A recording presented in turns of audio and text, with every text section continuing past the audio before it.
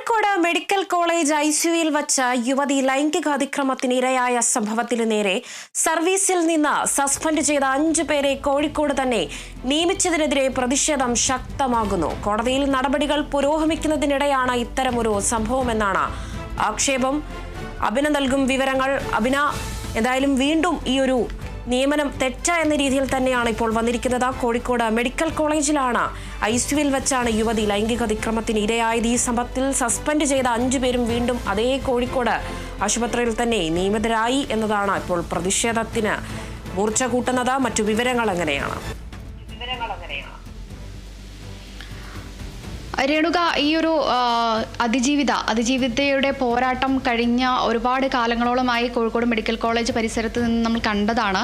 വീണ്ടും അതിജീവിത രംഗത്തേക്ക് ഇറങ്ങിയിരിക്കുകയാണ്. ഇതിൻ്റെ പ്രധാന കാരണം എന്ന് പറഞ്ഞിട്ടുണ്ടെങ്കിൽ പീഡനത്തിന് ഇരയായ അല്ലെങ്കിൽ പീഡകരെ നേരത്തെ തന്നെ ആശുപത്രി അധികൃതർ സംരക്ഷിക്കുന്നുണ്ട് എന്നുള്ളൊരു ആരോപണം നേരത്തെ തന്നെ ഉയർന്നിരുന്നു. അത്തരത്തിൽ തന്നെയാണ് കാര്യങ്ങൾ ഇപ്പോഴും മുന്നോട്ട് പോയിക്കൊണ്ടിരിക്കുന്നത് എന്നുള്ളതാണ് മനസ്സിലാക്കാൻ സാധിക്കുന്നത്. ഈ ഒരു കേസിലെ പ്രധാന പ്രതിയായിട്ടുള്ള അറ്റൻഡർ എം എം ശശീന്ദ്രനെ അന്ന് തന്നെ സർവീസിൽ പിരിച്ചുവിടണം എന്നാവശ്യപ്പെട്ടുകൊണ്ട് നിരന്തരം ഈ അതിജീവിതയും അതുപോലെ തന്നെ അതിജീവിതയുടെ കുടുംബവും ആവശ്യപ്പെട്ടുകൊണ്ട് നിരന്തരം ഈ കോഴിക്കോട് മെഡിക്കൽ കോളേജിന് മുന്നിലിരുന്ന് ഒരുപാട് സമരം ചെയ്തതാണ്. ഇത് നമ്മൾ റിപ്പോർട്ട് ചെയ്യുകയും ചെയ്തിട്ടുണ്ടായിരുന്നു.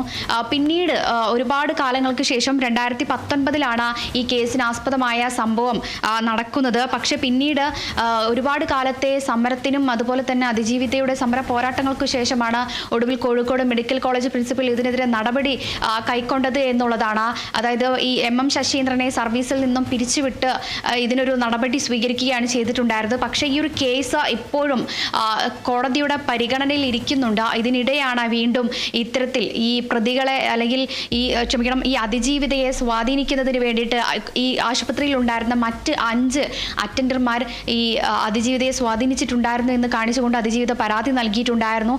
ഇതിൻ്റെ പേരിൽ ഈ 5 പേരെ സർവീസിൽ നിന്ന് താൽക്കാലികമായി പിരിച്ചുവിടുകയും ചെയ്തിട്ടുണ്ടായിരുന്നു. ഇതിൽ താൽക്കാലികമായി ജോലി ചെയ്യുന്ന അറ്റൻഡർ ഉൾപ്പെടെ ഇതിനകത്തുണ്ടായിരുന്നു എന്നുള്ളതാണ്. ഇതിൽ 5 അറ്റൻഡർമാരെയായിരുന്നു അന്ന് താൽക്കാലികമായി പിരിച്ചുവിട്ടിട്ടുണ്ടായിരുന്നത്.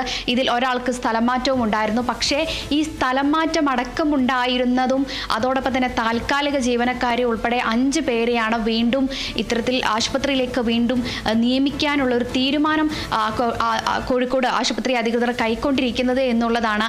ഇതിനെതിരെയാണ് ഇപ്പോൾ അതിജീവിത വീണ്ടും പ്രതിഷേധവുമായിട്ട് വീണ്ടും എത്തിയിരിക്കുന്നത്. ഞാൻ നേരത്തെ 2019 ഈ കേസിനാസ്പദമായ സംഭവം എന്ന് പറയുകയുണ്ടായി.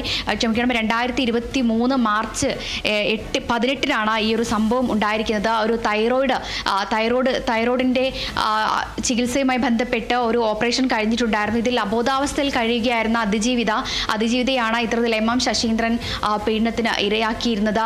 ഈ പീഡനത്തിന് ശേഷമാണ് ഈ 5 അറ്റൻഡർമാരും ഈ അതിജീവിതയെ നേരിട്ട് കാണുകയും ഈ കേസിൽ നിന്നും പിന്മാറണം എന്നതുൾപ്പെടെയുള്ള ഒരു ആവശ്യം അതിജീവിതയോട് ആവശ്യപ്പെടുന്നത്.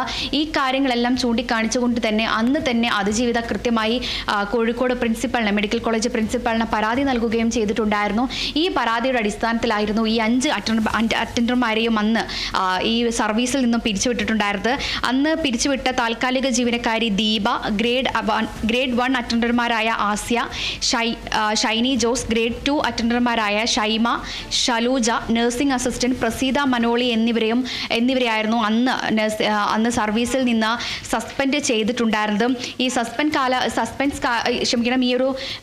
കാലാവധി അവസാനിച്ചെങ്കിലും ചിലർക്ക് മാത്രമായിരുന്നു ഈ സ്ഥലം മാറ്റം നൽകിയിട്ടുണ്ടായിരുന്നത്. പക്ഷേ ഈ സ്ഥലം മാറ്റം നൽകിയ ആളുകളെ നിലവിൽ ഇങ്ങോട്ടേക്ക് തിരിച്ചെടുത്തു എന്നുള്ളതൊരു ഇത്തരത്തിലൊരു ആരോപണവും നിലനിൽക്കുന്നുണ്ട്. ഏതായാലും ഇന്ന് 10 മണിയോട് കൂടി തന്നെ അതിജീവിതയുടെ പോരാട്ടം വീണ്ടും ആരംഭിക്കും എന്നുള്ളതാണ് അറിയാൻ സാധിച്ചിരിക്കുന്നത്. ഏതായാലും ഈ സർവീസിൽ എടുത്ത ആളുകളെ തിരിച്ച് ഈ 5 പേരെയും എടുത്ത ആളുകളെ വീണ്ടും പുറത്താക്കണം എന്നുള്ളൊരു ആവശ്യമാണ് പ്രധാനമായും അതിജീവിത പറയുന്നത്. ഇത്തരത്തിൽ ഈ പീഡകരായിട്ടുള്ള ആളുകളെ ഇത്തരത്തിൽ സപ്പോർട്ട് ചെയ്യുകയും ഈ സപ്പോർട്ട് ചെയ്യുന്ന ആളുകളെ എന്തിനാണ് ആശുപത്രി അധികൃതർ ഇത്തരത്തിൽ വീണ്ടും സർവീസിലേക്ക് എടുക്കുന്നത്, എന്തിനാണ് ഇവരെ സപ്പോർട്ട് ചെയ്യുന്നത് തുടങ്ങിയ കാര്യങ്ങളാണ് പ്രധാനമായും അതിജീവിത ഉന്നയിക്കുന്ന ഒരു കാര്യം.